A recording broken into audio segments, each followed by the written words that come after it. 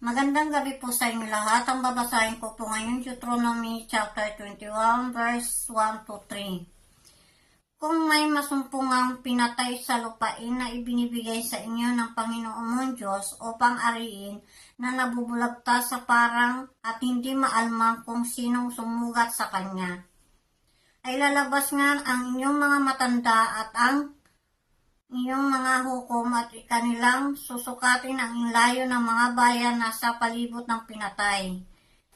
At mangyayari na ang mga matanda sa bayan yaon na bayang malapit sa pinatay ay kukuha ng isang dumalagang baka sa bakahan na hindi pa nagagamit at hindi pa nakakapagpasa ng pamatok.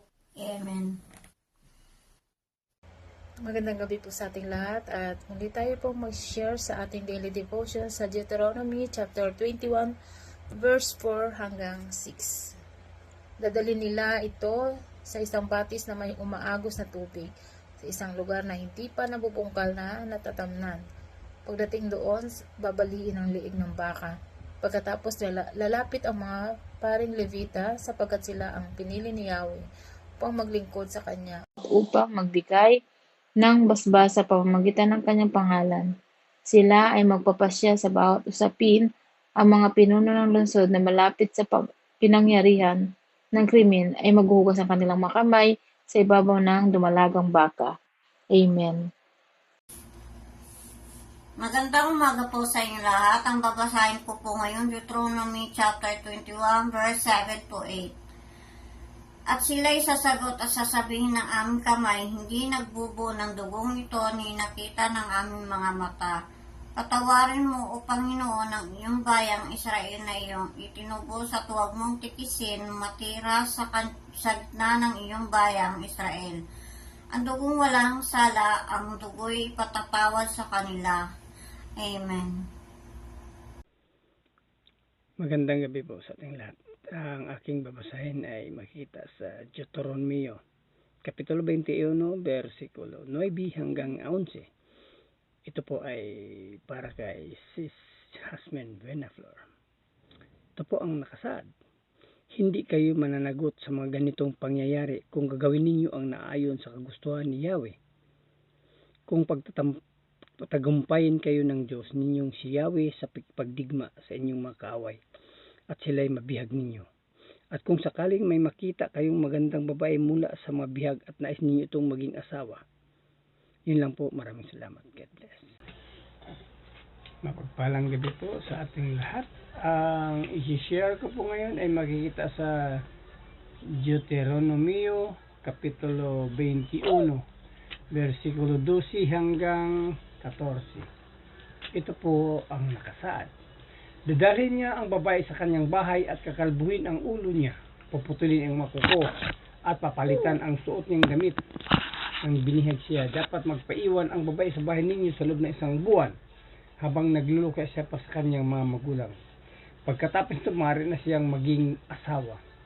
Pero kung sa bandang huli ay mawalan ang lalaki ng gana sa babae, dapat niya itong payagang pumunta saan mang gustuhin ng babae. Hindi na siya dapat pang ipagbili o gawing alipin dahil siya pinahiya niya. Yun lang po. Maraming salamat. God bless. Magandang gabi po sa ating lahat. Ang aking i-share ngayon ay makikita sa Deuteronomio Kapitulo 21, versikulo 15 hanggang 17. Ito po ay kay Brother Lister. Kung ang isang lalaki ay may 2 asawa at mas mahal niya ang isa, ngunit kapwa may anak at ang pangalan niyang lalaki ay pinanganak doon sa hindi niya ganong mahal, huwag aalisin sa kanya ang karapatan bilang panganay upang ilipat sa anak ng asawa na kanyang minamahal. Ang kikilalaning panganay ay ang una niyang anak at dito ibibigay ang 2 bahagi ng kanyang ari-arian kahit siya'y anak ng hindi ganong mahal. Yun lang po. Maraming salamat. God bless. Magandang gabi po mga kapatid. Ito po ay magbabahagi ng Bible verse. Ito po ay galing sa Book of Deuteronomy, chapter 21, verses 18 to 20. At ang sinasabi, if someone has a stubborn and rebellious son who does not obey his father and mother, and will not listen to them when they discipline him, his father and mother shall take hold of him and bring him to the elders at the gate of his town. They shall say to the elders, "This son of ours is stubborn and rebellious. He will not obey us. He is a glutton and a drunkard." Amen. Purihin po ang ating Panginoon. Maraming salamat po mga kapatid.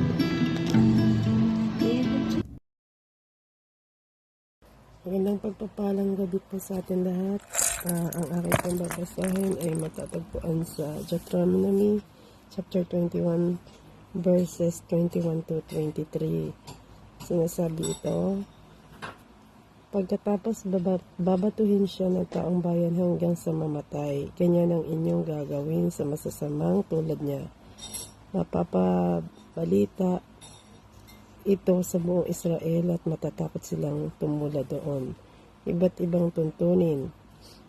Kapag ibinitin ninyo sa punong kahoy ang bangkay ng isang taong pinatay bilang parusa sa nagawang kasalanan, hindi dapat abutan ng gabi ang bangkay na iyon. Sa ganong kalagayan, kailangan siyang ilibing sa araw ding iyon, sapagkat ang ibinitin sa punong kahoy ay isinumpa ng Diyos. Kapag hindi ninyo inilibing agad, madadamay sa sumpa ang lupaing ibinigay sa inyo ng Diyos ninyong si Yahweh. Purihin ng Diyos sa pagkabasa ng kanyang mga salita. God bless po.